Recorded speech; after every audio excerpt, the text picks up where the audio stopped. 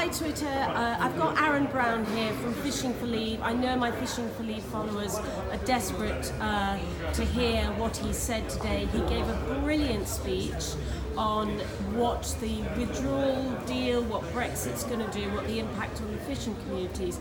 Aaron, I've really got one question for you.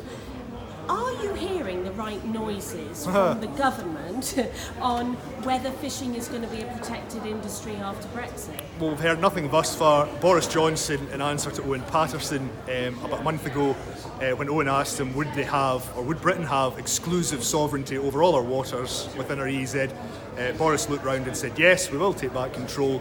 And he also alluded to Mr Heath's betrayal when he said it would be a reprehensible thing to trade fishing. Later in another question he admonished the SNP and mocked them for wanting independence but then giving it straight back to Europe as terms of joining, because they'd have to obey all EU laws. So Boris has been clear in that.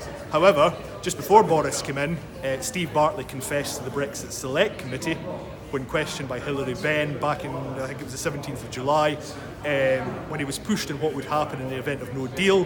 Steve Bartley suggested that in order to avoid setting the hairs running, that current access and quota shares would continue post-Brexit.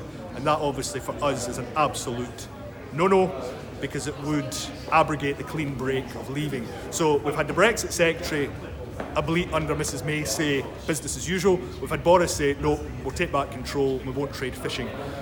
Obviously the government's got a lot of other things on its plate, so we've heard not very much in fishing, but we hope that our efforts and others, and from what Mr Johnson said, that the government realises fishing's totemic and does take back control, and critically does not roll over current access and quota shares, because that would be Brexit in name only and a betrayal. You mentioned factor tame, the litigation back in the late 1970s when Margaret Thatcher wanted to sort of bring in a registration of the shipping vessels. It struck me when you were talking about that consecutive governments have almost patted you on the head, and whilst pursuing financial services and major profit-making enterprises and sectors within our sort of society and our communities, and we've become obsessed with services, and it has been at the expense of any political clout for manufacturing industry and the fishing industry. Do you really have confidence that you're being listened to now? Well, it's not so much being listened to, it's the fact that we've made fishing such a totemic issue in the public consciousness. I think it starts to become difficult for them to kill it. Yes, with the transition agreement, with the withdrawal agreement, we would have been in a sticky position, but it was a less sticky position in a lot of other areas. I mean, let's remember it wasn't just fishing that was going to get sacrificed. The whole of Ulster was going to get sold out to the EU and a united Ireland. So I think we've kind of held our own to a degree. I hope with this administration more so there's a recognition that they need to, and particularly the government needs to find something to show the British public a bit of faith, and fishing could be a big win-win. As we say, it's not a huge financial issue either to Europe or to us, but it's totemic for Britain, and it's a big boost, particularly in marginal seats in Cornwall and North East Scotland for the Conservatives. So if the Conservative government wants to win seats, they need to take back control. And again, in factor tame, that was an abomination where Mrs Thatcher tried to stop EU-owned but UK-registered flagships buying British entitlement after the EU had taken half our resources initially.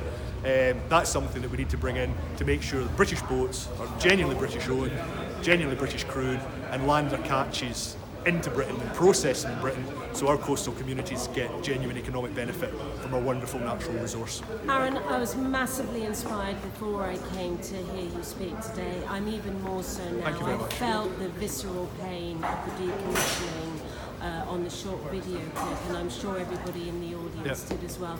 Good luck with everything. Thank you ever so much. We are behind you, even though we're quite silent behind the scenes. I am one of your keyboard warriors, and Fishing for Leave is one of my favourite groups. So thank you ever so much. Good luck with absolutely everything. Cheers, all the best.